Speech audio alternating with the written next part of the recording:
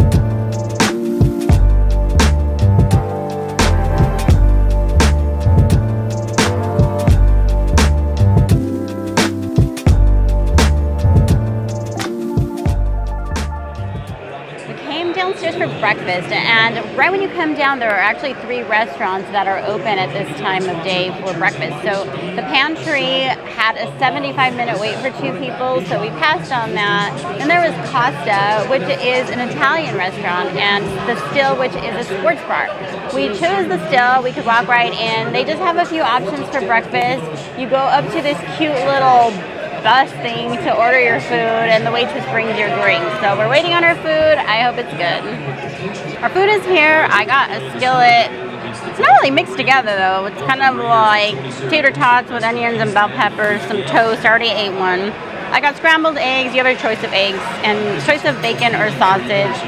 I've been kind of eating it a little bit. It's okay. Nothing crazy. Enrique got a breakfast burrito, and the same thing. It's okay. It's nothing crazy, but it does the job. Coffee's good. There are a number of great restaurant options here at the Mirage. So behind me is Stack, which is a contemporary steakhouse. There's Otoro Japanese, which has a sharing style of menu. Rum Bar Lounge is sort of outside, and it's a cool place to get cocktails, just some bar food, but really cool vibe out there. Tom Colicchio's Heritage Steak is a high-end steakhouse. Costa is an Italian restaurant. The Still is a sports bar, really cool vibe in there. Then you have Diablo's Cantina. We've eaten there several times. Great Mexican food, really good chips and salsa. California Pizza Kitchen is also here. There's a place called The Pantry, which serves all-day breakfast and is right near the elevators. It always seems very busy. Snacks is sort of a fast food place, and it's open 24 hours a day, has salads, burgers, kind of your classic breakfast type of food. Then you also have Starbucks, which, by the way, the Starbucks here, you can order ahead, which is not always that common in Vegas. There's the Roasted Bean, which is another coffee place, and Blizz frozen yogurt. The location of the Mirage is not perfect, but it is pretty decent. So on one side of you, you have the Caesars, and you're right next to the Forum shops. Across the street is Venetian and Palazzo, and then on the other side you have Treasure Island. So you are convenient to a few properties, but you're not quite center strip. There is a tram that can take you between the Mirage and TI, or Treasure Island. However, while we were there, the tram was closed. The volcano here behind me is probably one of the best free attractions at night on the Las Vegas Strip. But if you want to check it out, you better do so quickly, because we do not know how long it will be around for. So last year in 2021, Hard Rock International announced that it would be purchasing the Mirage. And they're planning on taking this puppy out, and they're going to put in a guitar-shaped hotel tower. Now the renovations are going to take a while. They don't plan on it being opened up as the Hard Rock until 2025. They're actually licensing the name Mirage for 3 years from MGM Properties. So it will take a while. We don't know if there will be a period that the hotel will be closed completely during renovations. There's a lot still up in the air as far as how this will work. But just know that this volcano will not be around for very long, so make sure to come see it if you haven't done so already. Did you know if you're walking up the walkway into the Mirage and you look over to the left, you're going to see a little smaller volcano. That is actually a model of the original large volcano. So Steve Wynn, when putting this hotel in, was not sold on the idea of a volcano and asked for a model to be built. Well, after $1 million, you had this little volcano, and it sold Steve Wynn, and that is how we have the volcano today. There are not a whole lot of cheap options inside of Mirage for purchasing food or items. So right across the street from here is a Walgreens. So if you need your necessities, get your beer, stock up on things, that's where you'll want to go. And then right next to that is Casino Royale. You can get a $2.49 foot-long hot dog there. And then right next to that, between Casino Royale and Harrah's, there's a little shopping center that has McDonald's, Chipotle, Panda Express, and pizza. So if you're trying to save some money, cross the street and get your things over there.